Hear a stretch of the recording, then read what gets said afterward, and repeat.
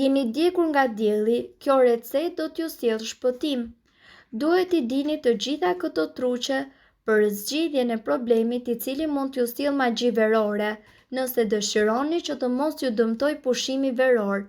Kjo recetë do t'ju sjellë lehtësi momental, ndërkaq lëkura juaj shpejt do të qetësohet dhe vetvetiu do t'ju pushojë të ju tendosë.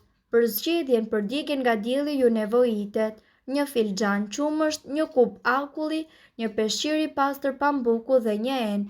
Në enë hidhni qumshtin dhe akullin dhe njomeni leckën në përbërës.